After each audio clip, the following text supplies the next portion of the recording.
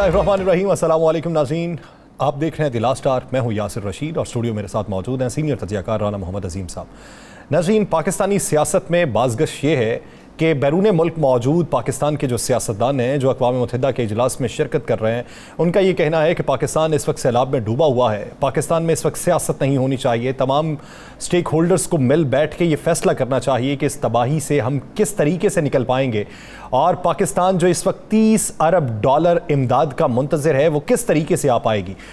और वो ममालिक जिन्हें पाकिस्तान ने कर्ज़ की वापसी अगले 2 माह के अंदर करनी है, उन ममालिक के ऊपर दबाव ऐसा बढ़ाया जाए कि पाकिस्तान को कर्ज़ में कुछ अरसे के लिए छूट दी जाए और $30 अरब पाकिस्तान आने के लिए कोई ना कोई हीला किया जाए। और पाकिस्तान में मौजूद जो इस वक्त सियासतदान हैं वो ये कहते हैं कि पाकिस्तान तहरीक इंसाफ ने हमारे इक़दामात में रास्ते में रोड़े अटकाने की कोशिश की है कि पाकिस्तान में इमदाद ना सके। ये इल्ज़ामात किस हद तक सच हैं?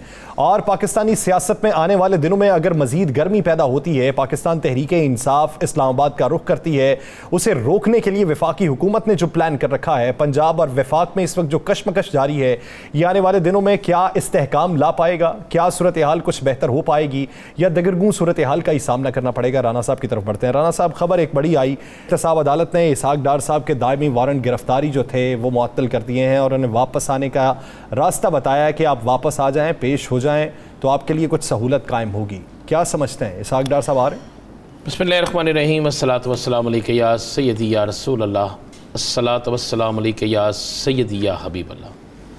या सर, सबसे बड़ी खबर तो यही है जो आज सुबह से गर्दिश कर रही है, और मैं दुआ गो हूँ कि या अल्लाह एक आम आदमी को भी पाकिस्तान में इसी तरह कानून सहूलत दे, एक आम आदमी को भी इसी तरह पाकिस्तान के अंदर रिलीफ मिले, एक आम आदमी के साथ भी इसी तरह फौरी तौर पर उसे ये कहा जाए कि इसके गिरफ़्तारी के जो है अहकामात वो मुअत्तल अदालत में सीधा है। अल्लाह करे ऐसा ही हो, मैं दुआ गो हूँ। या सर, मेरे पास इतला यह है कि लंदन में चंद दिन पहले जो एक मीटिंग हुई थी जिसका बड़े चर्चे थे, उस मीटिंग में ये फैसला हुआ था कि इसहाक डार पाकिस्तान जाकर तमाम तर इख्तियारात और तमाम तर इख्तियारात के साथ साथ तमाम तर मामलात को देखेगा। और फिर ये प्लानिंग भी वहाँ पर बड़े मियाँ साहब ने बड़ा सख्ती से इन्हें नाराज़गी का इजहार भी किया कि भाई ये क्या हो रहा है कि आप सबके काम हो गए, मैं वहीं पे खड़ा हूँ, इसहाक डार वहीं पे खड़ा है, मरियम वहीं पे खड़ी हैं, हमारा कुछ सोचा नहीं जा रहा, हमारे मतलब कुछ फैसला नहीं किया जा रहा। जिसके बाद ये इसहाक डार साहब फैसला हुआ कि इसहाक डार साहब को पाकिस्तान भेजा जाए, और इसहाक डार साहब जैसे पाकिस्तान आते हैं उन्हें गिरफ़्तार ना किया जाए। या सर, उन्हें गिरफ़्तार ना किया जाए, अदालत जाए, अदालत से जाके पेश हो, उसके बाद उनके वकील वहाँ बहस करे, फिर उन्हें कोई ऐसा रिलीफ के उनको इम्कान आता। मैं ये नहीं अदालती फैसले में कोई क्या होगा, लेकिन सुनने में आया कि उनके वकला के बकौल कि अदालत में उन्हें को रिलीफ मिल सकता है, जिसके बाद वो अदालत में अपनी मुख्तलिफ पेशियों में पेश होंगे और अपने आप को बेगुनाह साबित कराने की कोशिश करेंगे। उसी दौरान में यासर साहब, उसी दौरान में या तो वो सेनेट के कोई बड़े अहम अहदेदार बन जाएंगे, सुनने में तो ये सेनेट का हलफनामा भी उठाएंगे, सेनेटरशिप का हलफनामा भी उठाएंगे, सेनेट के कोई अहम अहदेदार भी बन सकते हैं। वो कोई बड़ी तगड़ी वजारत भी ले सकते हैं, डिप्टी स्पीकर और डिप्टी वज़ीर आज़म, सीनियर वज़ीर, वज़ीर खजाना, हाँ कुछ ऐसा बढ़ सकते हैं। अब आज के बाद आप ज़हन में रखिएगा, इसहाक डार साहब के पाकिस्तान आने के बाद हुकूमत के अंदर सबसे ज़्यादा इख्तियारात अगर किसी के पास होंगे तो वो इसहाक डार साहब के पास होंगे, यानी नवाज शरीफ। मैं कह रहा हूं आपको, ये लिख लीजिए कागज पे, देख लीजिएगा आने वाले वक्त में, अगर ये वक्त आ गया और अगर ये आए और गिरफ्तार ना हुए और बाइज्जत तरीके से बाहर रहे, गिरफ्तार हुए भी तो फिर भी, ये भी मजे वाली बात है, ना गिरफ्तार हुए तो फिर भी, दोनों सूरतों में जनाब वो इतने बाख्तियार होंगे, शायद उतने बाख्तियार वज़ीर आज़म। यानी आप ये समझते हैं कि वो मियाँ साहब पार्ट 2 होंगे? मैं मियाँ साहब अपनी जगह उन्हें भेज रहे हैं, उसके बाद वो यहाँ पर मुख्तलिफ तरीक़ों से मियाँ साहब के लिए बारगेनिंग करेंगे, मियाँ साहब के लिए रास्ता अस्तवार करेंगे, मियाँ साहब के लिए कुछ सिस्टम ऐसा बनाएंगे, फिर उन मियाँ साहब उनकी कॉल पर, उनकी हदायत पर, उनके कहने पर, उनकी मशावरत पर फिर मियाँ साहब पाकिस्तान आएंगे। ये है सारी बात तक चीज़ों का निचोड़, ये जो मैं आपको बता रहा हूँ। भाई मुझे एक बात बताएं, सिंपल सी एक चीज़ है कि जो आज फिर 1 मिनट लगता है, कहते हैं तौहीन अदालत कर दी। ये तौहीन अदालत तो नहीं है ना, फैसला हो गया है, हम बात तो कर सकते हैं ना इस पर यासर जी। तो बात तो यह है कि क्या माजी में ऐसी कोई मिसालें मिलती हैं? लाडला आप कहते हैं इमरान खान को, जिसने माफ़ी भी मांग ली। लाडला आप कहते हैं जी इमरान खान जी लाडला है। अब लाडला कौन है? क्या वो लाडले नहीं थे जिन्होंने वज़ीर आज़म हाउस के अंदर बैठ के अदलिया पे तनकीद की, अदलिया के फैसलों के खिलाफ के? वो ये लाडले नहीं है जिनको ये रिलीफ मिला? क्या ये लाडले नहीं है? क्यों हम लाडले कहते हैं? हम समझते हैं कि कानून को सबको एक जैसा होना चाहिए। और मैं आपको अंदर की खबर दे रहा हूँ कि इसहाक डार साहब पाकिस्तान आ रहे हैं, और इसहाक डार साहब पाकिस्तान आकर सबसे बाअसर हुक्मरान होंगे मौजूदा हुकूमती टेन्योर में। अब मौजूदा हुकूमती टेन्योर 5 दिन का है, 5 माह का है, 5 साल का है, 1 हफ्ते का है, 2 हफ्ते का है, 15 अक्टूबर तक है, 11 अक्टूबर तक है, 9 अक्टूबर तक है, 5 अक्टूबर तक है, जितने दिन तक भी है। ये उस वक्त तक बड़े तगड़े रहेंगे। और इनके लिए 2 अफराद के लिए आप ज़हन में रखिएगा, 2 अफराद के हवाले से मैं आपको बता दूं, मुफ्ता साहब और शहबाज शरीफ साहब, मुफ्ता इस्माइल साहब और शहबाज शरीफ साहब, इन दोनों के लिए सबसे बड़ा खतरा इसहाक डार साहब। बस वैसे आप क्या देख रहे हैं, कब तक मोहलत है हुकूमत की? मैं अक्टूबर लास्ट है, इससे आगे नहीं है। आप मैं इसलिए कह रहा हूँ कि मेरी आज किसी शख्स से बात हुई, मैं कि यार आपने तहरीक चलानी है नहीं चलानी, पूरी कौम को आपने जान में रखा हुआ है, आज ऐसे कल ऐसे परसों ऐसे। उन्होंने कहा जी अक्टूबर लास्ट बस फाइनल हो रहा है सारा कुछ। नहीं, आप देखते हैं कि तहरीक की जो डेट है वही हुकूमत के जाने की भी डेट?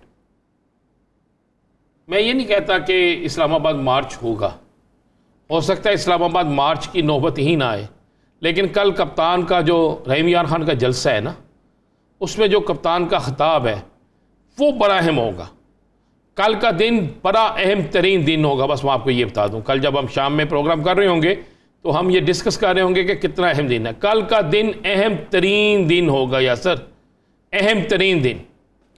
राना साहब, आज सूबाई वज़रा पंजाब के उन्होंने एक प्रेस कॉन्फ्रेंस की और उन्होंने बात वाज़े की कि पंजाब में कोई भी अगर खिदमात अदा कर रहा है, कोई भी ऑफिसर अगर उसे तब्दील करना है और पंजाब हुकूमत की मुशावरत के बग़ैर वफाकी हुकूमत ने कोई इक़दाम उठाया तो हमें ये नाकाबिले कबूल होगा। क्या समझते हैं इदारों में ये जो रिफ्ट पैदा हो रही है, इसके असरात क्या निकलेंगे?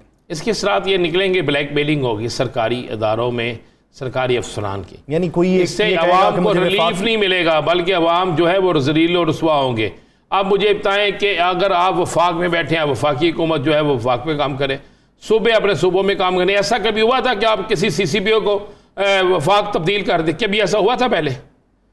क्या हो गया? 2 मुकदमा था, गिरफ्तार हो गया कोई? आपने भी इतने मुकदमे दर्ज किए, आप चलने दे। सियासी मुकदमे हर शख्स को पता है, हर शख्स को पता है सियासी मुकदमे, कुछ नहीं होना इन मुकदमात में, तो चलने दें। आप क्यों ऐसा कर रहे हैं? ऐसे करने के बाद हालात अच्छे नहीं रहते।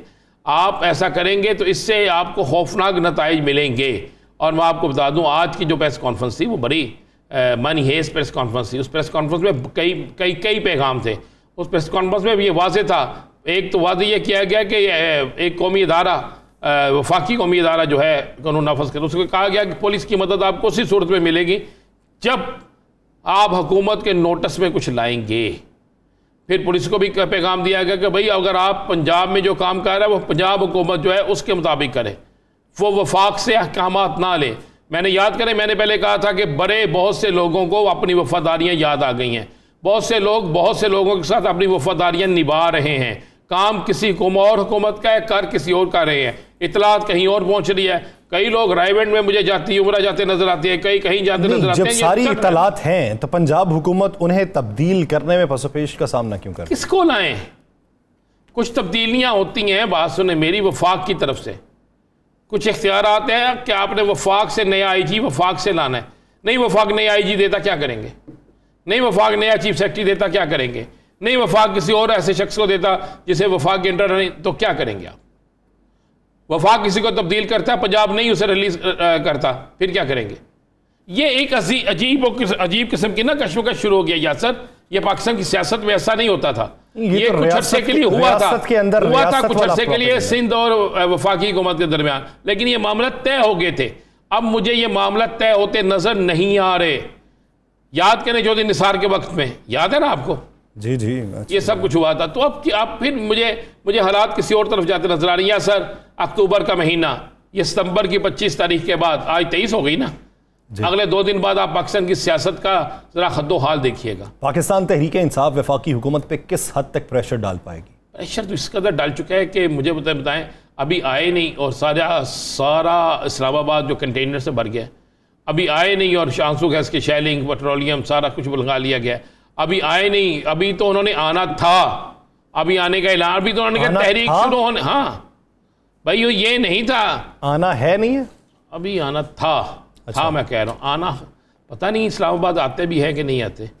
उससे पहले इस्लामाबाद के बाहर बैठ के तो, चारों तरफ इस्लामाबाद के बाहर बैठ के तो, और इस्लामाबाद के अंदर एक अलहदा एहतजाज शुरू हो गया तो देखते तो जाएं। आप सारी खबरें अभी ना लेते जाएं यासर साहब। चेयरमैन पीटीआई की जो तहरीक है हतमी रुख क्या इख्तियार करेगी? मेरा बुनियादी सवाल कल की तकरीर में आपको हतमी रुख नजर आ जाएगा।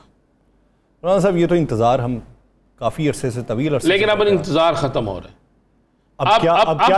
अब चाहे इक्तदार की रुखसती हो, चाहे अपोजिशन की रुखसती हो, दोनों में से एक रुखसती होगी। मैं कह रहा हूं चाहे इक्तदार की रुखसती हो, चाहे अपोजिशन की रुखसती हो, एक रुखसती होगी। और मैं आपको क्लियर बता दूं, कप्तान ना तो दोबारा असम्बलियों में जा रहा है। ये जो ऑफर है ना असम्बलियों में जाने की, कप्तान नहीं जा रहा। मशवरा है, ऑफर नहीं है, मशवरा। वो तो मशवरा है ना। कप्तान को कुछ उनके साथियों ने कहा जी चले जाते हैं। कप्तान ने वाज़े तौर पर इनकार कर दिया, और कप्तान ने यहां तक कह दिया कि जो जाना चाहता है वो हमें छोड़ के जा सकता है, मुझे कोई गिला नहीं। कौन छोड़ के जाएगा इन हालात में, जब कप्तान की एक खंबे पे कप्तान का नाम लिख तो उसे वोट पड़ जाए, तो फिर कौन जाएगा? इस वक्त में पाकिस्तान के अंदर जो हालात हैं, हुकूमत महंगाई का कंट्रोल नहीं कर सकी, बिलों की वजह से हर गली, हर मोहल्ले, हर चौक, हर चौराहे पर एहतजाज हो रहा है, कौन जाएगा? आटे की किल्लत भी बहुत ज्यादा, आटे की किल्लत तो कमाल की भर गई है जी। मैं कह रहा हूँ आटा मिल नहीं रहा। पंजाब हुकूमत ने तो रेट भी बढ़ा दिया, उसके बावजूद भी नहीं मिल रहा। आप ये कह रहे हैं बलोचिस्तान के अंदर 380 रुपये किलो आटा है, 380 रुपये किलो। ये कोयटा का मैं आपको रेट बता रहा हूँ। कराची के अंदर 180 रुपये है, लाहौर शहर में 120 रुपये नहीं मिल रहा। भाई आज इस्लामाबाद में नान रोटी की कीमत पता लग गया ना क्या हो गई है। यहाँ पे नान रोटी की कीमत क्या है, नहीं खा सकते।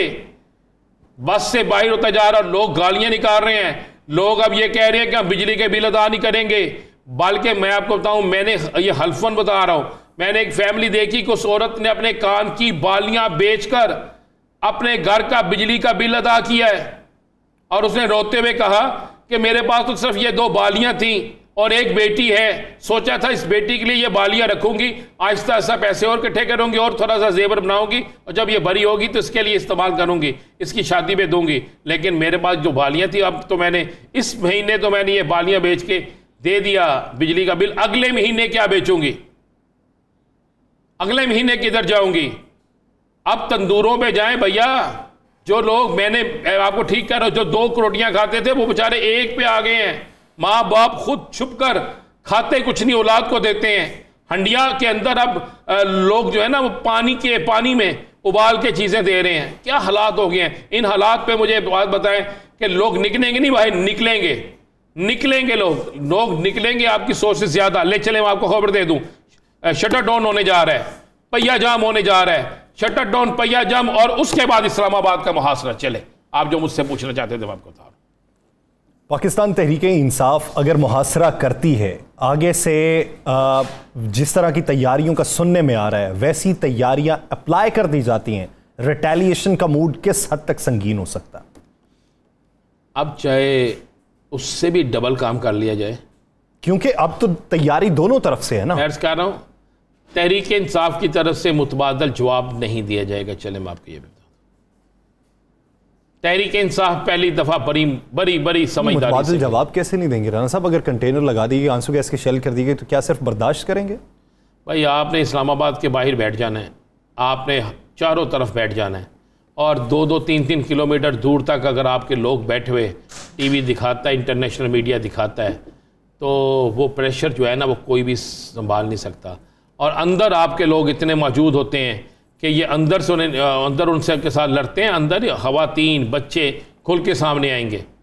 ये बड़ा कुछ होगा जो होने, मैं आपको ठीक कह रहा हूँ, मैं आपको कह रहा हूँ कि ऐसी एजिटेशन शायद पाकिस्तान की हिस्ट्री में पहले ना हुई हो। या सर अच्छा, सुबह से लेके अब तक एक खबर भी गर्दिश कर रही है, वो ये कि एक नई मुलाकात भी हुई है और ये मुलाकात पुरानी मुलाकात का तसलसल है। कोई सदाकत है इसमें? मेरे पास तो इतला ये है कि इतवार को मुलाकात हो रही है। इस नई मुलाकात का यानी आज कोई मुलाकात नहीं? मेरे पास आज की मुलाकात की खबर नहीं। मेरे पास ये खबर है कि इतवार को एक बड़ी मुलाकात हो रही है और उस बड़ी मुलाकात को रोकने के लिए कुछ लोग मुतहरक हुए हैं। अगर वो मुलाकात होती है तो क्या उसके बाद आपको कोई मुफाहमत का इम्कान दिखाई देता है? उसके बाद मुझे मुफाहमत का इम्कान दिखाई नहीं देगा। मुज़ाहमत ख़त्म हो जाएगी। मुज़ाहमत अगर ख़त्म होती है तो फिर मुफाहमत का ही रास्ता आगे निकल सकता है? नहीं, फिर रास्ता कुछ नहीं होगा, रास्ता सीधा सीधा होगा नए इलेक्शन, अबोडी सेटअप। उसके लिए पीडीएम ने एक जो नैरेटिव बनाया, पूरा इत्तफाक राय किया कि नहीं हम अपना टेन्योर पूरा करेंगे और अगर हम दबाव बढ़ाना चाहें तो हम भी दबाव बढ़ा सकते हैं। क्या वो उस कदम से पीछे हट जाएंगे? बढ़ाएं ना दबाव, क्यों नहीं बढ़ा रहे? बढ़ाएं दबाव। अभी फिल वक्त तो वो मुफाहमत की तरफ ही जाते दिखाई। अभी कोई मुफाहमत की तरफ नहीं जा रहा, ना होना ऐसा। आने वाले दिनों के अंदर आप क्या समझते हैं कि पाकिस्तान में सियासी अदम इस्तेहकाम जो है ये अगर ख़त्म भी होता है तो मुआशी इस्तेहकाम किस तरीके से आएगा? कि हम $1.5 अरब जब मांग रहे थे IMF से तो हम कह रहे थे मुआशी दलदल में फंसे हैं, पाकिस्तान दिवालिया होने वाला है। अब तो हमारे हुक्मरान $30 अरब की बात कर रहे हैं। देखें, दुनिया हमारी मदद कर रही है, बेइंतहा मदद कर रही है। पाकिस्तान के अंदर से बहुत ज़्यादा चैरिटी हो रही है, लेकिन देखने और सुनने वाली चीज़ ये है कि क्या वो चीज़ें लोगों तक पहुँचेंगी? क्या वो सारा मिलने वाला पैसा वाकई सैलाब ज़दगान पर इस्तेमाल होगा? क्या वहाँ उस पैसे से नए घर बन जाएंगे? क्या वो पैसा आने वाले सैलाब को रोक सकेगा, या वो पैसा चांदनी होगा उन लोगों के लिए जो सैलाब का इंतज़ार करते हैं, चाहे वो कोई भी हो? बस ये देखने वाला है। लेकिन आप ज़हन में रखिएगा, पाकिस्तान की रेपुटेशन भी इतनी अच्छी नहीं है और माजी और मौजूदा रेपुटेशन को देखते हुए बहुत से लोग पैसे देने के बाद ये सवाल कर रहे हैं कि पैसा भी दे दिया, सारा कुछ कर दिया, आगे क्या है? सूरत-ए-हाल कहाँ पे है? क्या बनते जा रहा है? या सर ये है इस वतन अजीज़ की जिसने साख मजरू की है उसका एहतसाब तो होना चाहिए, सवाल भी होने चाहिए। राना साहब, मनी लॉन्ड्रिंग के हवाले से हमने एक प्रोग्राम में मुफस्सल गुफ्तगू भी की थी कि किस तरीके से डॉलर पाकिस्तान से बाहर जा रहा है। आप क्या समझते हैं कि इतने अरसे के दौरान जब डॉलर की कीमत भी कम नहीं हो पा रही, मुसलसल इजाफा ही होता जा रहा है, अभी कितनी मनी लॉन्ड्रिंग हो रही है, कितना हुकूमत को इल्म है और कितना हुकूमत की आंखों से ओझल काम हो रहा है? बड़ी खबर दे रहा हूँ यासर। बड़ी खबर यह है कि एक तो बिल पेश होने लगा है, बिल की तैयारी शुरू हो गई है। बिल जो होगा मनी लॉन्ड्रिंग के खिलाफ ऑलरेडी कानून है। अब उसमें बुक मेकर, मनी एक्सचेंजर ये आएंगे। हो क्या रहा है यासर, मैं आज मनी एक्सचेंजर्स ने तो वैसे अपना तरीकाकार काफी टफ कर दिया है। नहीं, कोई टफ नहीं किया, मैं बताऊंगा आपको। हम अगले प्रोग्राम में वो भी सामने लेंगे। मैं कुछ डॉक्यूमेंट्स ढूंढ रहा हूँ। अब हो क्या रहा है मैं आपको बता रहा हूँ, ये फिगर्स आपको दे रहा हूँ। इंडियन एक लाइन है जिसे, जो इंडिया की लाइन है, इसे कहते हैं diamond wall 777, diamond wall 777, bet 9 and bet 1। अच्छा, ये जो है ना डायमंड वॉल 777, बेट 9, बेट 1, इसको पाकिस्तान में चला रहा है एक शख्स, उसका नाम है रहमत चिश्ती पाक पतन वाला। इस पे रोजाना कितने की मनी लॉन्ड्रिंग होती है यासर? इंडियन कितना पैसा डेली जा रहा है? 2 से 3 अरब रुपया, 2 से 3 अरब रुपया डॉलर्स की सूरत में इंडिया जा रहा है। खवाला डॉलर्स, रहमत चिश्ती ये शख्स है, बेट 9-1 और डायमंड वॉल 777 ये इंडिया की है और इंडिया की एक वजीर की है। मजे वाली बात सुन ले, ये आप जिस शख्स का तज़किरा कर रहे हैं पाकिस्तान में तो होगा नहीं। पाकिस्तान में है, लाहौर में बैठा हुआ है। क्या बात कर रहे हैं आप? कुछ लोग जाके दुबई बैठे हुए हैं। एक है अयूब पट्टी वाला, सुने, ये है अयूब पट्टी वाला। आप अक्सर मैच देखते ना, एक आवाज आती है, बॉल हो गया, फलां हो गया, 2 हो गए, 3 हो गए, 4 हो गए।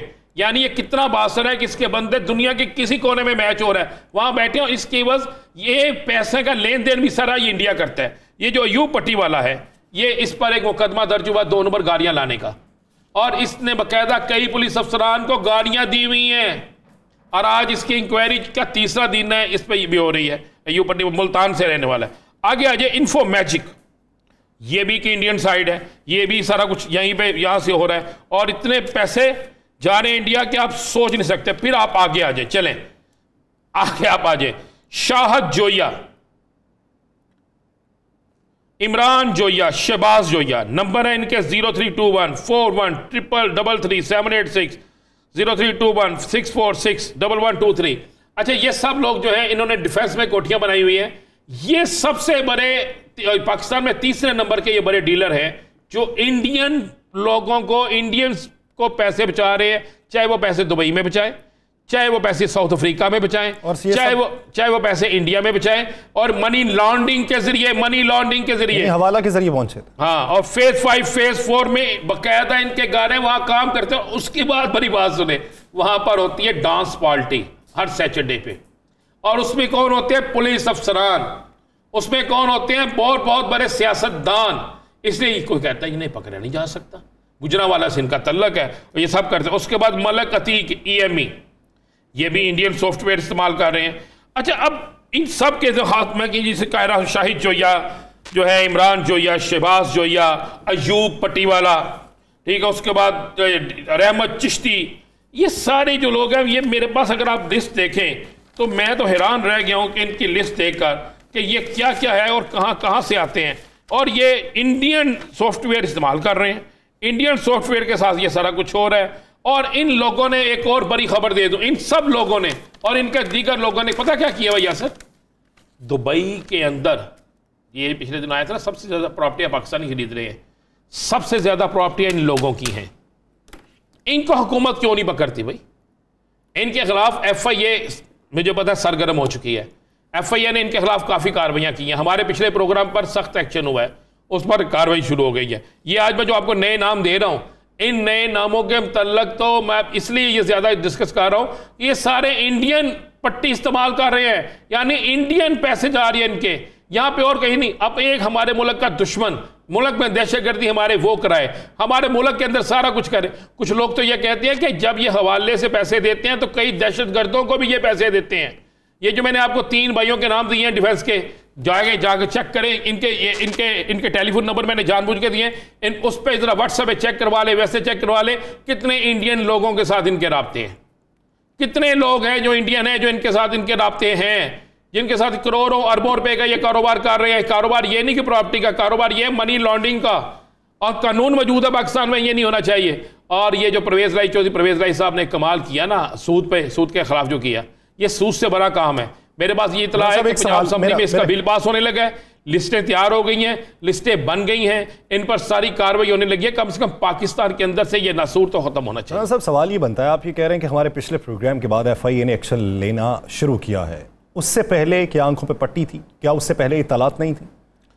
बिल्कुल इतलात थी, बहुत सी चीज़ें छुपी हुई थी, कोई मीडिया दिखाना गवारा नहीं करता था, हर शख्स किसी न किसी के साथ राब्ते में था। मैं नाम नहीं लेता, मेरे पास एक फुटेज आई, उस फुटेज में मैंने कुछ बड़े सीनियर सहाफ़ियों को देखा जो एक डांस पार्टी में बैठे थे जहाँ पर ये सारा कुछ हो रहा था। अब मुझे एक बात बताएं, बड़े सिंपल सी यासर, चोर और चौकीदार जब मिल जाए तो फिर कुछ नहीं। लेकिन अब मैं आपको बड़ा क्लियर बता दूं, मैंने FIA साइबर क्राइम में जो डायरेक्टर हैं विरक साहब, वो बड़े अनथक हैं, उसने पहले भी बकरा भी बकरा है। और अब मैं बता रहा हूँ, पंजाब असेंबली में इसका बिल पेश होने लगा है, बिल पास होने लगा है। और मैंने कल एक आला पुलिस अफसर के पास बैठा था, तो वो मुझे बता रहे थे कि हम इस पर इतनी तेज़ी से काम कर रहे हैं कि कोई सोच नहीं सकता। जो पुलिस अफसरान इनके साथ राब्ते में हैं उनको, और जो इनकी सरपरस्ती करते हैं उनको, सबको रगड़ा लगेगा, सबको पकड़ेंगे। अब कोई कहाँ पे बैठा, कैसे कर रहा है, क्यों क्या कर रहा है, क्या नहीं कर रहा। अब करोड़ों नहीं अरबों रुपए की अर्जाना ये जो मैच लगा हुआ है पाकिस्तान का, खिलाड़ी नहीं इसमें मैच फिक्स कर रहे, खिलाड़ी नहीं बिकते, ना खिलाड़ियों का इसमें कोई अमल दखल है। इसमें सारा मामला जो है, सारा जो मामला है इन मैचेस में सारा मामला ये है, इस मैचेस में जुए लग रहा है इन्हीं पट्टियों के जरिए, फिर ये पैसे सीधे इंडिया जा रहे हैं। और मैं आपको एक जगह दिखाऊंगा, गाड़ियां इस तरह खड़ी होती हैं जैसे वहां पे कुछ चीज मैकडोनल्ड या किसी के बाहर नहीं होती चीजें बिकने वाली, वहां पे लोग पैसे देने आते हैं। पाकिस्तान के अंदर 13 करोड़ लोग इनके साथ जुआ खेल रहे हैं और इन 13 करोड़ लोगों में से 5,000 वाला भी है, 50,000 वाला भी है, 50 करोड़ वाला भी है और ये सारे पैसे जो है जाते किधर है? इंडिया जा रहे। और जायदादें कहाँ बन रही हैं? बैरूनी मुल्क, ना कोई टैक्स। और होता क्या यार सर, कौन करेगा ये सारा? जो डाका मारेगा, जो चोरी करेगा, जो गलत करेगा, जो कत्लो गारत करेगा, जो लूटेगा, वो ये खेलेगा ना। अब इस पे कानून बन रहे हैं पंजाब में और आप देखें, मैं कह रही हूं डिफेंस वाली जगहों पे छापा मारे, ये पाकपतन वाले शख्स पे छापा मारे, ये लाहौर में बैठा हुआ है, ये दूसरे पे छापा मारे, अयूब को पकड़े, पट्टी वाले को, चिश्ती को पकड़े, इन बाकी ये तीनों जो भाई हैं इनको पकड़ लें, आपके पास रास्ता क्लियर आ जाएगा, बड़ा क्लियर आ जाएगा। इमरान जोया जो है, शाही जोया जो है, शहबाज, मतलब जितने भी लोग हैं। ग्रैंड ऑपरेशन इस वक्त शुरू हो चुका है तो एक खुशाइंद बात है, देर आए दुरुस्त आए। ग्रैंड ऑपरेशन होना चाहिए, कला कमा होना चाहिए, इनको एहतसाब के शिकंजे में लाना चाहिए और नासूर को खत्म करना चाहिए। नाज़रीन, मजीद इश्यूज पे बात करेंगे, एक शॉर्ट ब्रेक नहीं जाएगा, स्टे विद अस।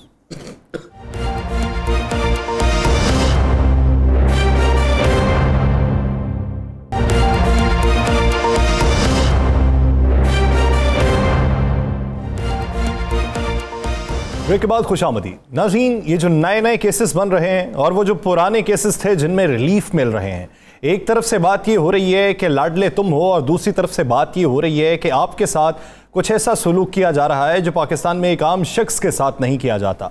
ये जो तफरीक पैदा हो गई है, ये तफरीक आने वाले दिनों में हमारी नस्लों के ऊपर क्या छाप छोड़ेगी। पाकिस्तान के अंदर इस्लाहात की बात होती है, हर हुकूमत आती है, इस्लाहात के लिए वो एक फ्रेमवर्क भी तैयार करती है, लेकिन हुकूमत गुजर जाती है, इस्लाहात नहीं हो पाती। ये इदारों के अंदर जो बड़े बड़े नासूर बैठे होते हैं उनको जड़ से किस तरीके से उखाड़ा जाए, ये इदारों में मैकेनिज्म ऐसा कब से तश्कील पाएगा कि जिससे तमाम रवाबित बेहतरीन बुनियादों पे उस्तवार हो सकते हैं, कि जिससे एक आम शहरी को अगर ये लगे कि मैं गलत काम करूंगा तो मेरी पकड़ होगी और अगर मैं कोई अच्छा काम करूंगा तो मुझ पर कोई कदगन नहीं आएगी। ये शख्सी ज़हनी आज़ादी पाकिस्तान में कब आएगी, ये एक बुनियादी सवाल है। कानूनी पहलुओं पर भी बात करेंगे। हमें ज्वाइन किया है सदर Islamabad high court bar Shoaib Shaheen साहब ने। शुएब साहब, बहुत मशकूर हैं आपके वक्त के। शुएब साहब, आज एहतसाब अदालत की तरफ से हमारे पाकिस्तान के साबिक वज़ीर ख़जाना जो पिछले 4 साल से लंदन में हैं, जो जलावतनी की ज़िंदगी गुजार रहे हैं, उनकी वापसी का रास्ता हमवार किया है कि दायमी वारंट गिरफ्तारी जो है वो मुअत्तल किए गए कुछ अरसे के लिए। क्या समझते हैं कितना बड़ा रिलीफ है उनके लिए? देखिए, पहली बात तो ये है कि जब ये सिटिंग फाइनेंस मिनिस्टर थे तो ये सरकारी दौरे पे गए, भाग गए और वापस नहीं आए।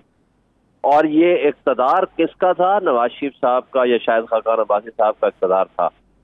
पनामा केस में ये पकड़े गए थे, करप्शन इनके खिलाफ प्रूफ थी, और उसके बाद अगर कोई एविडेंस जो आई इनके खिलाफ, अगर ये बिल्कुल बेगुनाह थे, ठीक थे, तो अपने केस को पैरवी करते और अपने आप को डिफेंड करते। क्योंकि इनके खिलाफ इतनी स्ट्रॉन्ग एविडेंस मौजूद थी तो ये डिफेंड नहीं कर सके और भाग गए। आज जो पोजीशन है फिर वही उन्हीं का इक़्तिदार आया है, और मौजूदा जो रिजीम बैठी हुई है, इस रिजीम चेंज के बाद उन्होंने क्या किया? उन्होंने आते साथ सबसे पहले अपने नाम ईसीएल से निकाले, उसके बाद नैब केसेस में जिसको NRO 2 कहते हैं उन्होंने लिया और नैब के लॉज में तब्दीली कर दी, और उसके खुद ही उनके बेनिफिशरीज हैं। तीसरा, ज़ाहिर तमाम इंस्टीट्यूशंस इस वक्त, तमाम सियासी जमातें एक्सेप्ट इमरान खान और अवाम एक तरफ है, हमारी इस्टेब्लिशमेंट और हमारे तमाम मुख्तदर ताकतें, वो ज़ाहिर इनको एक विसाखी और सहारा दे के खड़ी हैं। तो उस हवाले से एक बहरहाल आर्जी तौर पर तो उनको रिलीफ मिल गया, लेकिन जो नैब लॉ में अमेंडमेंट आ गई है, सबसे ज्यादा बेनिफिशरी तो इसके ये सारा शुएब शाहीन सारा होगा। शुएब शाहीन साहब, ये जो एक फैसला आ जाया कि किसी की गिरफ्तारी को मुअत्तल कर दिया गया अहकामात को, और उन्हें कहा गया कि वो इतनी तारीख तक डायरेक्ट अदालत में पेश हो जाए, क्या इससे पहले भी ऐसी कोई नवीद या ऐसा कोई कानून या ऐसी कोई मसाल मौजूद है? देखिए जी, ये तो कन्विक्टेड है ना। इससे पहले तो ये होता रहा है कि किसी के खिलाफ अगर कोई वारंट हो या किसी के खिलाफ प्रोसीडिंग्स हो या किसी के खिलाफ कोई मुकदमा हो तो उसकी हद तक उसको प्रोटेक्शन मिला करती है। लेकिन ये तो कन्विक्टेड है, ये हूँ नवाज शरीफ साहब हूँ या मरियम नवाज साहिबा हूँ, तो ये तो कन्विक्टेड है। इस तरह के सर्कमस्टांसेस में बहुत कम चांस होते हैं, क्योंकि जब तक वो आके सरेंडर नहीं करेंगे तब तक उनको कोई रिलीफ, कोई अदालत एब्सकॉन्डर को नहीं दिया करती। ये तो एब्सकॉन्डर है ना एक चलते हुए ट्रायल में से वो निकल गए अपने आप को, और जानबूझ के निकले। और आज आप देखें ना, 2016-17 में जब ये निकले थे तो ये कह रहे थे कि जी मेडिकल भेज दिया, आज आ रहा हूँ, कल आ रहा हूँ, परसों आ रहा हूँ।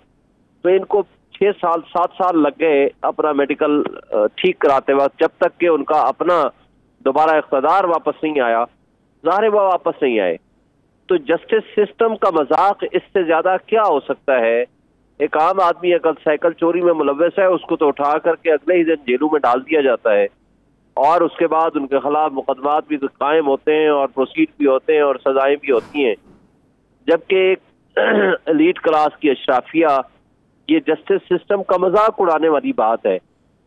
जी शुएब साहब, लाहौर के अंदर आज एक शख्स ने दरख्वास्त दायर की है और उसने ये मुतालबा किया है कि नैब तरमीमी बिल के बाद जब लोगों के केसेस ख़त्म हो रहे हैं और एहतसाब अदालतें उसे वापस भिजवा रही हैं, तो फिर मियां मोहम्मद नवाज शरीफ साहब का भी केस वापस होना चाहिए।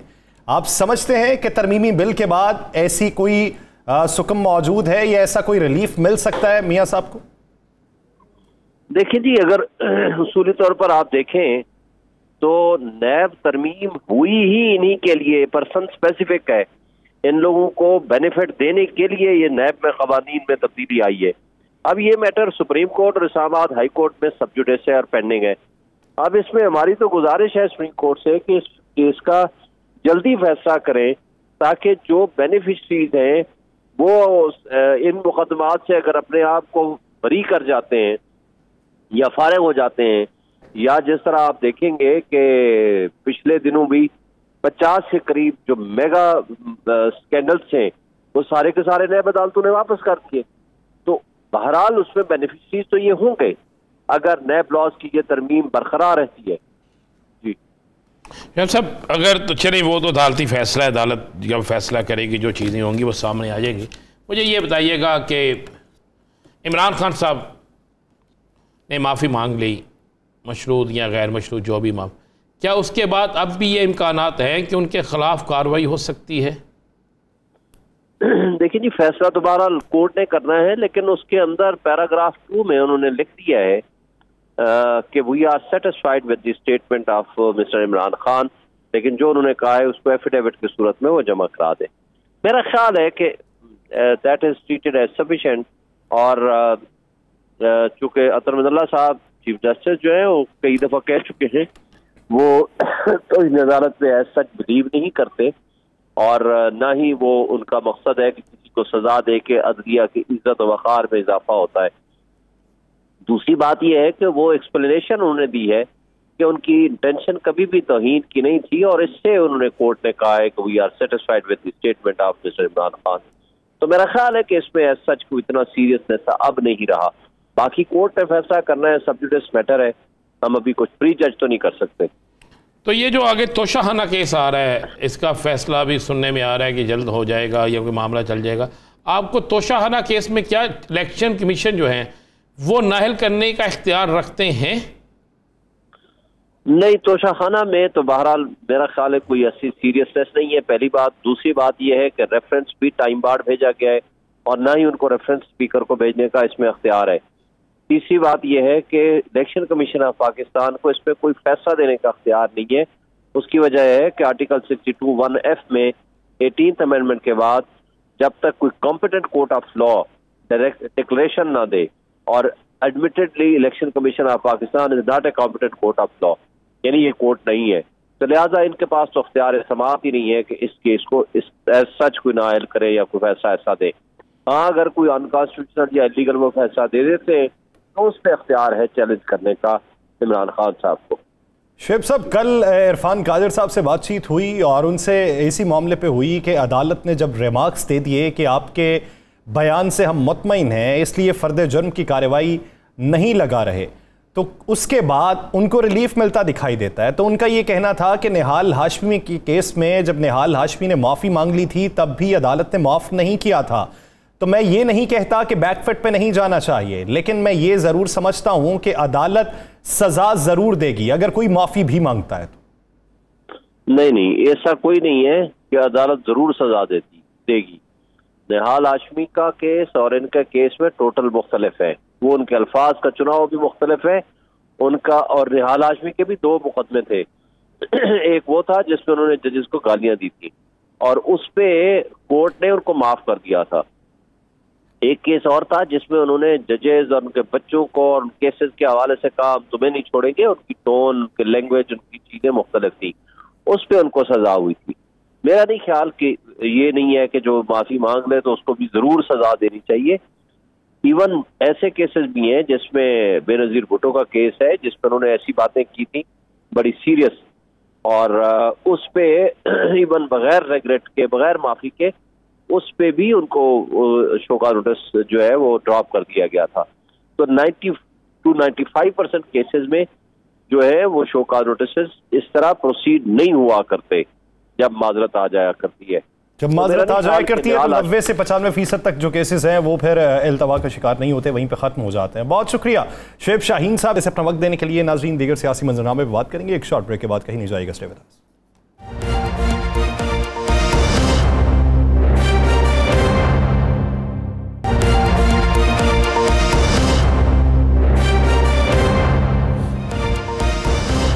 ब्रेक के बाद खुशामदीद। नाज़रीन, पाकिस्तान के सियासी मंजरनामे पे हमने मुफस्सल बातचीत की है कि पाकिस्तान के मौजूदा हालात क्या हैं, मुस्तकबिल में क्या दिखाई दे रहे हैं, उनकी वजूहात क्या हैं, केसेस किसके ख़त्म हो रहे हैं, रिलीफ किसे मिलता दिखाई दे रहा है, अवाम किस हद तक परेशान हो रहे हैं, अवाम के लिए क्या कोई रास्ता ऐसा निकल सकता है कि जिससे कोई हवा, ठंडी हवा का झोंका उन्हें मुयस्सर आ सके और बेहतरी आगे दिखाई दे सके। इसके जवाबात कौन देगा? पाकिस्तान मुस्लिम लीग नून के रहनुमा कैसर अहमद शेख साहब ने हमें ज्वाइन किया है। शेख साहब, बहुत मशकूर हैं आपके वक्त के। शेख साहब, साबिक वजीर खजाना इसहाक डार साहब की भी वापसी का रास्ता बन रहा है, वो भी वापस आ रहे हैं, क्या देख रहे हैं? सारे वापस आ जाएंगे पाकिस्तान से? ये पाकिस्तानी मौजूद हैं इस वक्त जो हालात के कर्ब के मारे हुए हैं, ये पाकिस्तान में रहेंगे या ये बाहर निकल जाएंगे? बिस्मिल्लाहिर्रहमानिर्रहीम।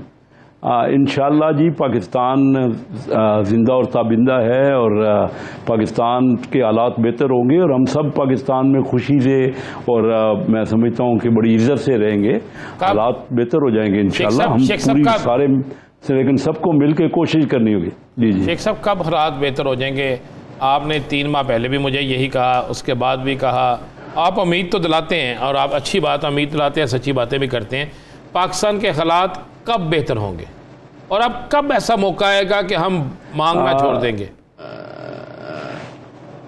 देखिए, मैंने इस तरह मैं उम्मीद तो दिलवा रहा हूँ लॉन्ग टर्म में। मैं 12 मई को मैंने एक तफसील से तकरीर की थी कौमी असम्बली में 25 मिनट। उस वक्त तो हमारी नई नई हुकूमत आई थी और मैंने कहा था कि हमारे हालात बड़े मुश्किल जा रहे हैं और हम सबको मिल के, इस वक्त हमें इलेक्शनों की बात नहीं करना चाहिए, जलसों की नहीं करनी चाहिए। उस वक्त तो सैलाब भी नहीं आया था ना, जब मैंने बड़ी क्लियरली कहा था कि अब वेंटिलेटर पे हमारी मुईशत है और सबको मिल के मेहनत करना पड़ेगी। देखिए, तमाम मुल्कों ने जो तरक्की की है ना, एक चीज़ उनमें कॉमन है कि बाहर का पैसा, इन्वेस्टमेंट जिसमें टेक्नोलॉजी भी होती है, जिसमें नो हाउ भी होता है, वो आता है। चाहे आप वियतनाम देख लें, थाईलैंड देख लें, कोरिया देख लें, चाइना शुरू में, और फिर अभी इंडिया और बांग्लादेश, सारे ममालिक, वियतनाम तो भी रिसेंट की मिसाल है ना। तो इन सब मुल्कों में एक कॉमन चीज़ है कि इन्होंने माहौल इतना अच्छा बनाया है कि उनके यहाँ बाहर का पैसा आता है और वो ये साजगार होता है माहौल। हमने तो आपस में लड़ झगड़ के, हमने एक दूसरे के साथ जो दुश्मन तरारी की है ना, और कोई पॉलिटिकल हमारे यहाँ एनवायरनमेंट ऐसा नहीं।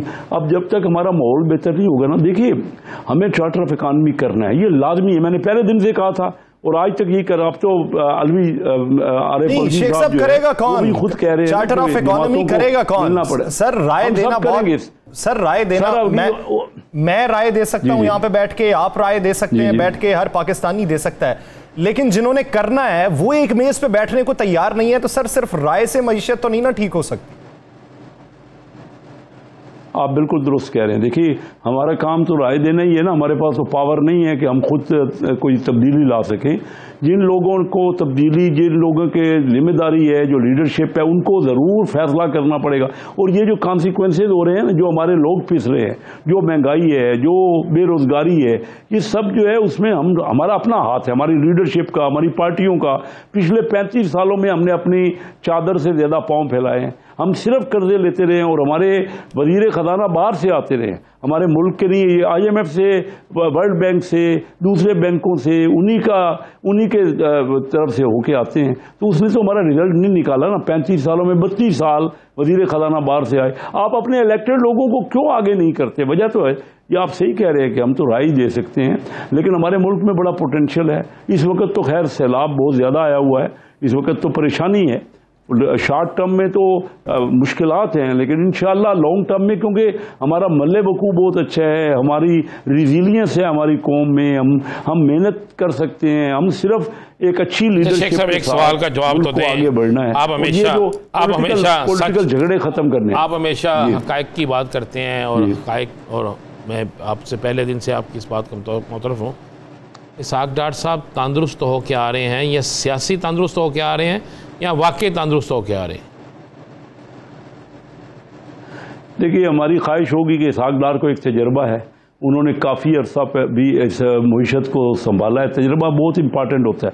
मिफ्ता इस्माइल आए थे ना, तो मैंने पहले दिन से कहा था कि इसमें तजर्बा इनके पास नहीं है, मैच्योरनेस नहीं है, और इस वक्त इनके साथ एक पूरा बोर्ड बैठना चाहिए। इसहाक डार साहब की एक बड़ी जो प्लस पॉइंट है कि वो उनको सारे बैकग्राउंड का पता है। जब 98 में हमने बम का धमाका किया, उस वक्त भी इसहाक डार साहब ने इस इकानमी को संभाला था। मैं ये कह रहा हूँ, देखिए, हम सबको मिल के करना है, लेकिन इसहाक डार से हमें तवक्को है, क्योंकि उन्होंने पहले भी पाकिस्तान के हालात में काफ़ी कुछ मेहनत की है। इंशाअल्लाह वो ज़रूर, जो इस वक्त दीगर को हालात हैं, लेकिन हम सब ने मिल के करना है। हम सब उनको मशवरा देंगे, देखेंगे इंशाअल्लाह कि वो बेहतरी होगी। जब आपको ये पता है कि पाकिस्तान को 30 अरब डॉलर्स की ज़रूरत है, हम सैलाब से इस हद तक मुतासिर हो चुके हैं, ये भी पता है कि अगले 2 माह में कर्जों की अदायगी भी देनी है, ये भी पता है कि पाकिस्तान में डॉलर की कीमत बढ़ रही है, पेट्रोल की कीमत में इजाफा हो रहा है, बिजली की कीमतों पर असर पड़ रहा है, तवानाई में कमी है, ग़िज़ाई किल्लत है। तो ये सारा कुछ मालूम होते हुए इसहाक डार साहब के पास वो नुस्खा कीमिया कौन सा होगा जिससे आपको ये लगता है कि अगले 2-3 माह के बाद पाकिस्तान में खुशहाली ही खुशहाली होगी? नहीं, खुशहाली तो नहीं होगी, लेकिन आप देख रहे हैं हमारे वजीर आज़म साहब ने गया ना। देखिए, एक वक्त था कि सदर बाइडन हमें फ़ोन तक नहीं करते थे, 7-8 महीने हम उनके फ़ोन का इंतज़ार करते थे।